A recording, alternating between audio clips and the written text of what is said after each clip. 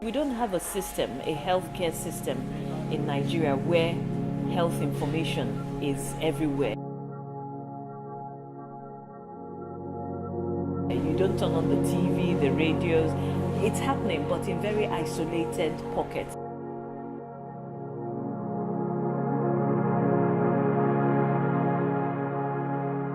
It is a female cancer. Men don't have a cervix. The cervix is the mouth, the opening of the womb, and that is where the cancer starts from.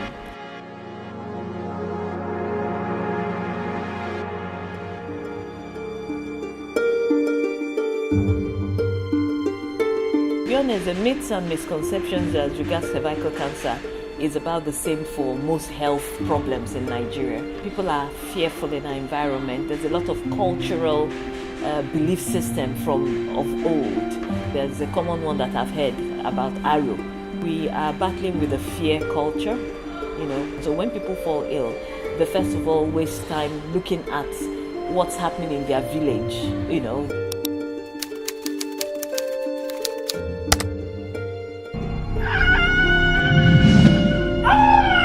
We've brought in our culture into our religion as well, and we find that people don't believe that anything can happen. And I think it boils down to our attitude towards life and death. Death is seen as a very scary thing in our African culture. It's a bad thing. People don't ever believe that eventually they will die. People don't prepare to die. And I think that forms part of how we accept our health. People don't want to go to the doctor. It's almost like you're looking for trouble. Why do you go look for trouble and find trouble? And it's part of the barriers and the challenges we have when it comes to cancer treatment and diagnosis. Okay. Cancer, by definition, it's just group of abnormal cells that have the potential to grow rapidly and invade into other parts of the body. It can occur in any part of the body. If it is found in the breast, we call it breast cancer. If it is found in the cervix, we call it cervical cancer. If it is found in the colon, we call it colon cancer. So it can occur in any part of the body.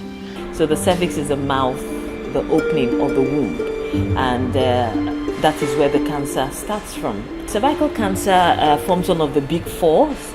And when we talk about the big four, we're talking about the 4 cancers that are prevalent in our environment. So you have breast cancer, you have cervical cancer, you have colon cancer, you have prostate cancer. 99% of people who develop cervical cancer have a trigger, which is the HPV virus, human papilloma virus. On its own, the HPV virus is actually essentially harmless.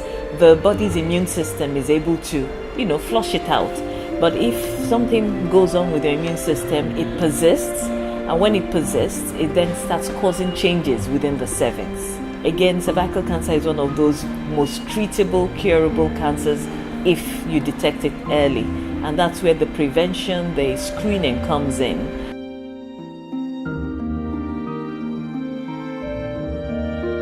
Lakeshore is dedicated to cancer prevention, education, and treatment. We don't do anything at Lakeshore other than cancer-related work. It's not like a multi-specialty hospital. Everything we do is geared to cancer management. We go for outreaches. We go to the community level, we talk to people, try to educate them on the need to talk to girls. Every girl from 9 years old and is sexually active should have a cervical screening test done. Okay, pap smear is a test for cervical screening, and what we do here in Lakeshore is an LBC, the liquid-based cytology, but more or less it's like a pap smear. It's just that it has a higher accuracy in detecting cervical cancer.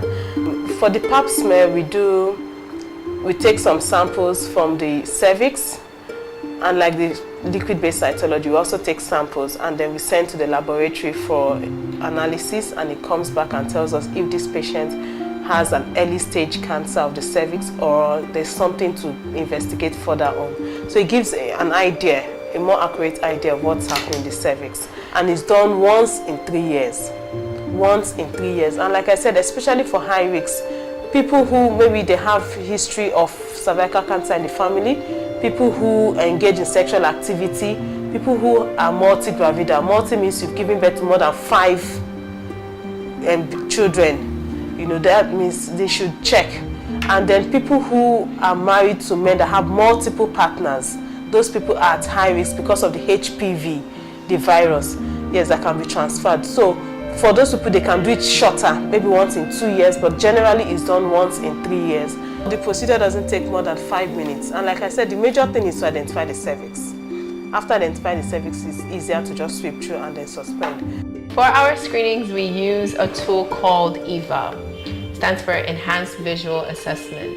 It removes the subjectivity of screenings. Normal now is if someone does a VIA screening, what they see is seen by only them. So there's not really a way to collaborate and see if the woman is truly normal or abnormal or has a cancerous lesion.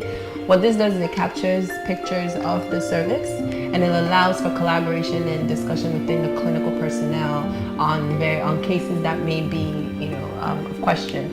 And it also collects information and data about the woman, so there's proper follow-up and referral if the woman is referred for further treatment.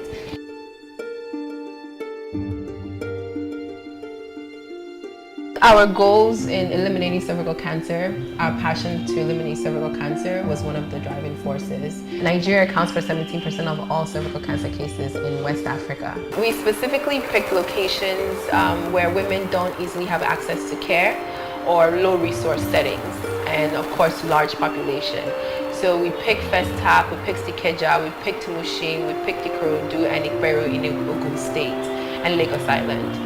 Because we know majority of the women are traders, they're market women, and they don't always have access to innovative technology to be implemented with their healthcare. So that's why we chose those locations, because we feel like the greatest impact will be achieved in those regions. Who knows where it's going to go in the future? We might add other programs, but we're still very much invested in the cervical cancer space. And so we're going to continue to grow it out until, women don't have to worry about cervical cancer anymore. A lot of people must have said a number of things to you already, but cancer is not a death sentence. It actually is not a death sentence. The earlier you seek help, the better.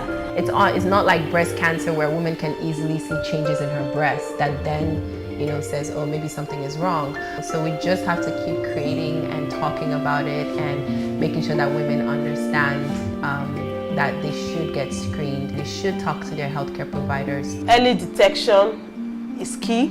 Early detection ensures survival. So please get screened. Do your pap smear, do your mammogram, and live healthy.